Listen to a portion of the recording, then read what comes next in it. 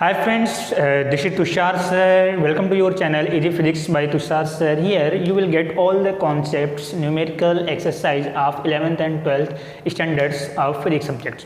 Today I am going to take lecture. Physics chapter will be alternating current and today's topic will be AC circuit containing only capacitor. In the previous lecture we have already discussed AC circuit with containing only resistance and AC circuit containing only inductor. आज का जो आपका topic है AC circuit, उसमें केवल क्या connect होगा, capacitor.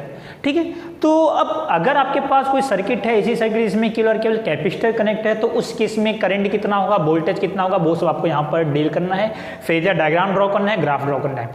पहले मैं ये बताओ AC circuit containing only resistance, अगर आपके पास कोई सर्किट है जिसमें केवल रेजिस्टेंस हो, उस केस में वोल्टेज का फॉर्मूला कितना था, V = Vm sin omega t, current का फॉर्मूला कितना था, I = Im sin omega T, दोनों के बीच में फेज डिफरेंस कितना था, 0, कालांतर कितना था, 0 था। इंडक्टर के केस में वोल्टेज का फॉर्मूला था V = Vm sin omega T and current का फॉर्मूला था I = Im sin omega T -90। यानी कि इंडक्टर के केस में जो करंट होता है वो लैग करता है, कितना लैग करता है, 90 डिग्री। और आपने यानी कि दोनों के बीच में फेज डिफरेंस कालांतर कितने का है, 90 अंश का कालांतर है, ये आपने प्रीवियस लेक्चर में देखा था। आज हम डील करते हैं AC circuit containing only capacitor. ये कैपेसिटर आपने सेकंड चैप्टर में पढ़ा है। कैपेसिटर की हिंदी होती है संधारित्र। कैपेसिटर में होता क्या, मैं आपको एक छोटा सा ब्रीफ इंट्रोडक्शन दे देता हूँ। कैपेसिटर में दो प्लेटें होती हैं इस तरीके से, दो प्लेट, इनके प्लेट के बीच का कुछ न कुछ डिस्टेंस होता है d, प्लेट का एरिया होता है कुछ न कुछ c, यहाँ पर चार्ज डेवलप होता है, पॉजिटिव चार्ज, यहाँ पे चार्ज होता है आपका negative, and electric field will be create between both the plates. इन दोनों प्लेटों के बीच में वैद्युत क्षेत्र होता है आपका E। जैसे आप इसको आपने एनर्जी सप्लाई दिया, तो जब आप इसको सप्लाई देते हो तो ये क्या करता है, अपने अंदर चार्ज को स्टोर करता रहता है, यानी कि ये अपने अंदर चार्ज को स्टोर करेगा। तो यहाँ पे कौन सा चार्ज धीरे धीरे स्टोर होगा, प्लस, और ड्यू टू द इंडक्शन यहाँ पे कौन सा चार्ज धीरे धीरे स्टोर होगा, माइनस। तो चार्ज क्या है, कैपेसिटर क्या है, capacitor is a type of device which can store the charge. संधारित्र क्या है, एक प्रकार की ऐसी डिवाइस है जो चार्ज को, आवेश को अपने अंदर स्टोर करती है। चार्ज स्टोर करने का मतलब क्या हुआ कि आपने उसके अंदर एनर्जी स्टोर की है। ठीक है, आपने इसको V वोल्टेज दिया, V वोल्टेज देने से यहाँ से करंट फ्लो होता है और ये अपने अंदर एनर्जी को स्टोर करता है। तो यहाँ पर कितने चार्ज स्टोर हुए, तो उसका फॉर्मूला है Q = C × V।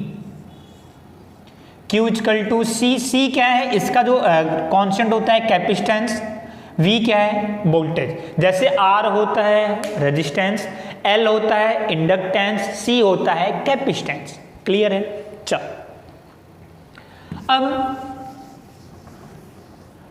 हमारे पास कोई सर्किट है जिसमें केवल कैपेसिटर है, तो सपोज कर लो ये एक कैपेसिटर, इसको मैंने एक एसी सर्किट से कनेक्ट किया, तो ये हो गया एसी वोल्टेज, एसी सोर्स। ये एसी सोर्स का, ये बताओ एसी सोर्स आपने एसी वोल्टेज कितना दिया, V = Vm sin omega T, ये तो पता आपको, V = Vm sin omega T आपने यहाँ पे दिया। ये बताओ तो यहाँ से करंट फ्लो होना स्टार्ट होगा। एक बार करंट की डायरेक्शन क्लॉकवाइज होगी, एक बार करंट की डायरेक्शन एंटी क्लॉकवाइज होगी। क्यों? क्योंकि वोल्टेज भी आपका फ्लक्चुएट कर रहा है, वोल्टेज आपका साइन के अकॉर्डिंग फ्लक्चुएट कर रहा है। और साइन की वैल्यू एक बार प्लस में, हाफ साइकिल में प्लस में, फिर नेक्स्ट हाफ साइकिल में माइनस में। तो एक बार करंट आपका क्लॉकवाइज, एक बार करंट आपका एंटी क्लॉकवाइज। जब करंट क्लॉकवाइज होगा तो ये बताओ तो ये प्लस होगा, ये माइनस होगा। फिर जब उसके बाद से जब करंट आपका एंटी क्लॉकवाइज होगा तो ये प्लस हो जाएगा, ये माइनस हो जाएगा। तो कहने का मतलब क्या हुआ कि एक बार कैपेसिटर आपका चार्ज होगा, एक बार कैपेसिटर आपका डिस्चार्ज होगा। बात समझ में आ गई? एक बार कैपेसिटर चार्ज होगा, फिर देन डिस्चार्ज होगा, फिर चार्ज होगा, फिर डिस्चार्ज होगा। चलो अब इस केस में यहाँ पे जो करंट फ्लो हो रहा है उसकी वैल्यू कितनी होगी वो आपको बताना है। यहाँ पे जो करंट फ्लो हो रहा है उसकी वैल्यू कितनी है, तो मैं वैल्यू निकालता हूँ। करंट की वैल्यू निकालने के लिए सबसे पहले इसका कैपेसिटेंस मैंने सब कुछ कर लिया, कितना, C। यहाँ से Q की वैल्यू कितनी बताओ, कैपेसिटेंस के लिए Q = कितना होगा, C × V। आपको करंट निकालना है तो करंट का फॉर्मूला I = dQ/dt लिख सकते हो। अब अगर I = dQ/dt होता है तो I = d/dt। Q क्या है, चार्ज का फॉर्मूला C × V। अब I = d/dt ब्रैकेट में C × वोल्टेज, वोल्टेज का इक्वेशन ये है Vm sin omega T, solve करते हैं इसको, सी कॉन्स्टेंट वी एम कॉन्स्टेंट, आपको डिफरेंशिएट करना है, इसका अवकलन करना है टी के रिस्पेक्ट में, तो टी वाले टर्म को इधर को, ये दोनों वैल्यू कॉन्स्टेंट, तो आई इक्वल टू सी बाहर वी एम बाहर, बचा कितना D upon D T sign omega t, तो साइन का डिफरेंशिएट कॉस थीटा, ठीक है, और जो भी यहाँ पे जो कॉन्स्टेंट रहेगा उसको हम क्या करते हैं मल्टीप्लाई करते हैं, इंटीग्रेट में डिवाइड करते हैं और डिफरेंशिएट में मल्टीप्लाई करते हैं जो भी कांस्टेंट रहता है, तो I equal to C into V M into sine T का differentiate cos omega T into जो भी हमारे पास कांस्टेंट है आपको डिफरेंशिएट टी के रिस्पेक्ट में करना है, ये बताओ, तो यहाँ पे टी के साथ कौन सा कांस्टेंट है ओमेगा, तो ओमेगा से मल्टीप्लाई, ये आपने 11 में पढ़ा होगा अच्छे से डिफरेंशिएट कैसे करते हैं। I equal to omega C into V M cos omega T, यहां पर ओमेगा सी को मैंने क्या, ओमेगा सी को इस तरीके से लिख सकते हो क्या, I is equal to V M cos omega T, ये बताओ क्या मैं ये ओमेगा सी को मैं अगर मैं नीचे लिखता हूं तो क्या मैं उसको 1 अपॉन ओमेगा सी लिख सकता हूं, ओमेगा सी देखो 1 अपॉन ओमेगा सी लिखोगे तो ओमेगा सी ऊपर जाएगा तो इससे मल्टीप्लाई हो जाएगा, तो omega C V M cos omega t, तो जो यही था आपका वो आ गया, यानी कि ओमेगा सी को मैंने नीचे कर दिया। ऐसा मैंने क्यों किया, उसका रीजन ये है कि आपको करंट का इक्वेशन बनाना है, तो करंट का इक्वेशन देखो बन गया I is equal to V upon R, I is equal to ये पूरा net voltage divided by R, यानी कि ये रेजिस्टेंस है, किसका रेजिस्टेंस है, ये कैपेसिटेंस कैपेसिटर का रेजिस्टेंस है, ठीक है। ये जो पार्ट होता है इसको हमने रिप्रेजेंट किया 1 अपॉन ओमेगा सी को, इसको हमने लिखा एक्स सी, इंडक्टर के केस में यहां पर आया था एक्स ओमेगा एल और उसको आपने बोला था एक्सएल और उसको आपने बोला था इंडक्टिव रिएक्टेंस, इसको आप बोलते हो एक्सी को कैपेसिटिव रिएक्टेंस, कैपेसिटिव रिएक्टेंस, इसको आप बोलोगे हिंदी में क्या बोलोगे, इसको आप संधारित्र प्रतिघात, क्लियर, यानी कि इसको मैं लिखना चाहूं तो I equal to V M cos omega T divided by omega 1 upon omega C, that will be resistance यानी X C in capacitive reactance. फिर से ये बताओ अगर अब इसको और भी लिखना चाहो तो आई इक्वल टू ये V अपॉन आर, ये तो रेजिस्टेंस ही है ना कैपेसिटर का, तो I equal to V upon R, ये तो V अपॉन आर क्या होता है, आई होता है यहाँ पर मैक्सिमम वोल्टेज है, अगर ये मैक्सिमम वोल्टेज है तो ये मैक्सिमम करंट हो जाएगी, यानी कि मैं इसको ऐसे भी लिख सकता हूँ ना, I M equal to V M upon X C, voltage upon resistance that is the current, ये मैक्सिमम वोल्टेज है तो that is the maximum current, यानी कि I equal to I M cos omega T, ये current का equation आपका आ गया। कॉस ओमेगा को मैं साइन में बदलना चाहता हूं, साइन में मैं क्यों बदलना चाहता हूं, ताकि मुझे फेज पता चल सके, वोल्टेज का जो फेज है वो V equal to V M sine omega t है, ये ओमेगा टी है, मैं इसको भी बदलना चाहता हूं, तो मैंने यहां लिखा आई इक्वल टू आई एम, ये तो कॉस ओमेगा टी, क्या मैं इसको ऐसे लिख सकता हूं क्या, sign omega T plus pi by 2, या तो इसको आप ऐसे लिख दो पाई बाई 2 प्लस ओमेगा, कोई दिक्कत वाली बात नहीं,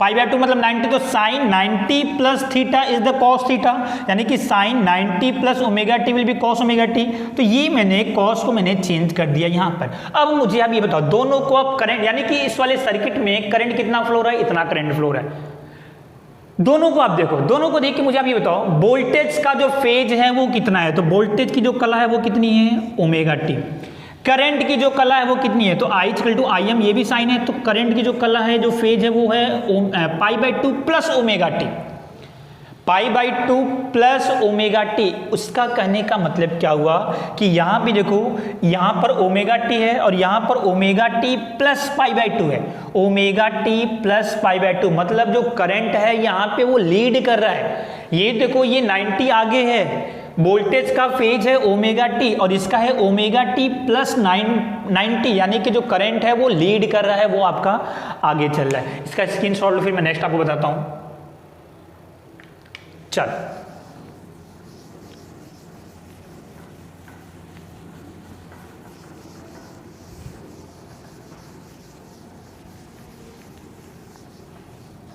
देखो वोल्टेज का इक्वेशन कितना था, V equal to Vm sine omega t. Current की इक्वेशन कितनी थी, I equal to Im sine pi by 2 plus omega t, यही था ना। वोल्टेज की कला कितनी, देखो वोल्टेज का फेज कितना, ओमेगा टी, इसका फेज, इसकी जो कला है वो कितनी है, ओमेगा टी। करंट की फेज कितनी, करंट की कला कितनी, तो करंट का फेज देखो, तो करंट का जो फेज है वो पाई बाई 2 प्लस ओमेगा टी है। यानी ये तो दोनों के बीच में डिफरेंस कितने का है, फेज डिफरेंस यहां पर कितने का है, तो फेज डिफरेंस, कलांतर, phase difference between voltage and current, तो फेज डिफरेंस यानी कि जो कलांतर है वो कितने का है, ये तो दोनों के बीच में डिफरेंस कितने का है, ओमेगा टी, और ये पाई बाई 2 प्लस ओमेगा टी होता तो डिफरेंस कितने का, माइनस कर दोगे तो डिफरेंस कितने का, पाई बाई 2, मतलब 90 डिग्री। यानी इंडक्टर के केस में फेज डिफरेंस कितने का था, 90 का ही था। कैपेसिटर के केस में फेज डिफरेंस कितने का है, 90 का ही है, बट इंडक्टर के केस में माइनस था, यहां पर क्या है, प्लस है, ठीक है। तो यहां पर जो कैपेसिटर के केस में जो फेज डिफरेंस होगा वो कितना होगा आपका, पाई बाई 2, इट मीन्स 90। मतलब यहां पर जो करंट है वो लीड कर रहा है, करंट आपकी आगे है, आई लीड्स बाई 90 डिग्री वोल्टेज। आई कला में वोल्टेज से 90 डिग्री अधिक है, यानी पाई बाई 2 आपका अधिक है। चलो ये समझ में आया आपको, क्लियर। अब मुझे आप ये बताओ, अब इतना तो हो गया, ये फेज डिफरेंस हमने निकाल लिया, आपको ये भी पता चल गया कि कौन लीड कर रहा है कौन लैग कर रहा है, ठीक है। अब बनाते हैं हम फेजर डायग्राम। तो फेजर डायग्राम बनाने का तरीका बिल्कुल सिंपल, आपको पता है क्या करोगे,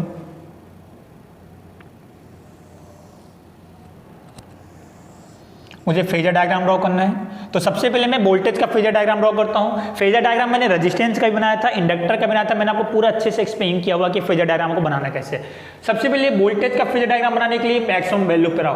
तो वोल्टेज की मैक्सिमम वैल्यू कितनी, Vm। तो इस पॉइंट से आपने Vm जितनी लेंथ लेकर आपने यहां पर एक लाइन ड्रॉ की, ये Vm हो गया, ये Vm, इसकी लेंथ कितनी है, Vm। एंगल कितना है, तो इसका एंगल कितना है, ओमेगा टी। तो यहां से कितने एंगल पर, ओमेगा टी एंगल पर। मतलब कि अगर मैं यहां से एक प्रोजेक्शन ड्रॉ करता हूं, ये तो ये बताओ ये किसकी वैल्यू हो जाएगी, ये हो जाएगा आपका V equal to Vm sine omega T. ये तो आपको ऑलरेडी बताया हुआ, जिसको नहीं समझ आ रहा है ये प्रीवियस आपका रेजिस्टेंस और इंडक्टर का वीडियो देखो, वहां पर मैंने आपको काफी अच्छे से एक्सप्लेन किया हुआ है, ठीक है। तो यहां से जब आप इस पे प्रोजेक्शन ड्रॉ करोगे तो ये कितना हो जाएगा आपका, सेम इक्वेशन, यानी Vm sine omega t. Current की, इसको मैं यहां पर लिखता हूं, ये कितना हो जाएगा आपका, Vm sine omega t. Current कितना है, ये तो करंट आपका है I equal to Im sine omega sine pi by 2 plus omega t. यानी कि जो करंट है वो 90 आपका अधिक है, यानी कि करंट आपका आगे चल रहा है। तो ये होता है बैकवर्ड डायरेक्शन और ये होता है फॉरवर्ड डायरेक्शन। तो आगे चल रहा है मतलब क्या हुआ, ये ओमेगा टी था और ओमेगा टी में आपने 90 ऐड कर दिया, ओमेगा टी में 90, ये ओमेगा टी था, यहां से 90 ऐड कर दो, यानी यहां पर कहीं पे आएगा, ये करंट है, ये ओमेगा टी था और यहां से 90 ऐड हो गया, ये तो ये पूरा कितना हो गया, ओमेगा टी प्लस 90 हो गया ना। इसका मैग्नीट्यूड कितना, करंट की मैक्सिमम वैल्यू Im। और अगर मैं यहां से इस पे प्रोजेक्शन ड्रॉ करता हूं तो ये वैल्यू कितनी हो जाएगी, ये आपका वोल्टेज का प्रोजेक्शन था V equal to Vm sine omega t, और ये आपका करंट का प्रोजेक्शन है, तो ये बताओ तो ये कितना हो जाएगा, तो ये आपका हो जाएगा I equal to Im sine pi by 2 plus omega t. Simple है, बिल्कुल आसान, बात समझ में आ गई। तो ये वोल्टेज का फेज, ये करंट का फेज, तो ये दोनों मिला के मैंने किसका फेज डायग्राम ड्रॉ कर दिया, वोल्टेज एंड करंट का। कोई दिक्कत नहीं होनी चाहिए, एकदम आसान है बिल्कुल भी। ये चैप्टर आपका सबसे आसान चैप्टर है, आपको स्टार्टिंग में समझ में आ गया ना, तो इस चैप्टर में कुछ है नहीं, इतना समझो आप। ग्राफ कैसे बनाओगे, ग्राफ बनाते हैं,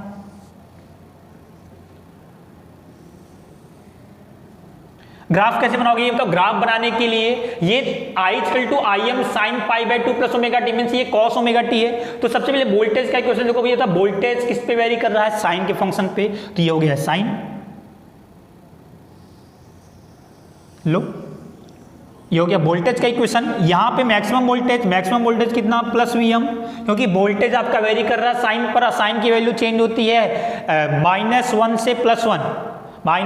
से +1, तो यानी कि वोल्टेज भी आपका यहाँ पे कितना होगा, मैक्सिमम कितना, प्लस Vm, और यहाँ पर कितना माइनस में होगा, कितना, -Vm, और यहाँ पर कितना 0। देखो वोल्टेज आपका चेंज हो रहा है 0 से Vm, फिर 0, फिर माइनस Vm, फिर 0, इस तरीके से आपका साइन का फंक्शन चलता है। ये एंगल कितना 0, यहाँ पर एंगल कितना π/2 90, यहाँ पर कितना पाई, यहाँ पर कितना 3π/2, यहाँ पर कितना 2π।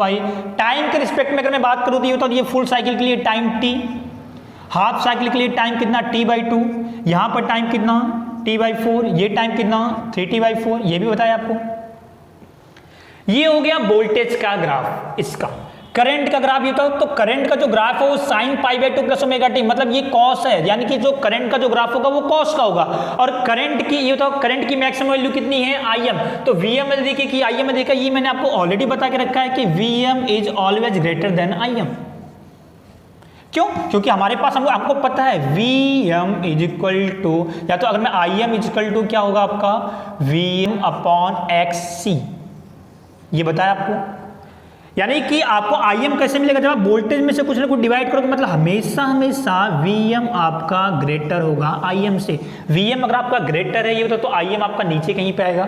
तो मैं मान लेता हूं कि Im की करंट की मैक्सिमम वैल्यू ये है और करंट की मैक्सिमम वैल्यू ये होगा -Im। और जो करंट का जो ग्राफ है इसका होगा sin 90 + थीटा, यानी कि cos थीटा। तो cos का ग्राफ आपका यहाँ से स्टार्ट होता है, तो जहाँ पे आपका ये इस cos का ग्राफ आपका यहाँ से स्टार्ट होता है। साइन का जस्ट अपोजिट, जहाँ पे वैल्यू 0 है वहाँ पे मैक्सिमम, जहाँ पे वैल्यू मैक्सिमम है वहाँ पर 0, जहाँ पे वैल्यू 0 है वहाँ पर मैक्सिमम, देखो ये मैक्सिमम हो गया। जहाँ पे वैल्यू मैक्सिमम है वहाँ पर 0, जहाँ पे वैल्यू 0 है वहाँ पर वैल्यू मैक्सिमम, और जहाँ पे वैल्यू मैक्सिमम है वहाँ पे वैल्यू 0। इस तरीके से आपका चलेगा।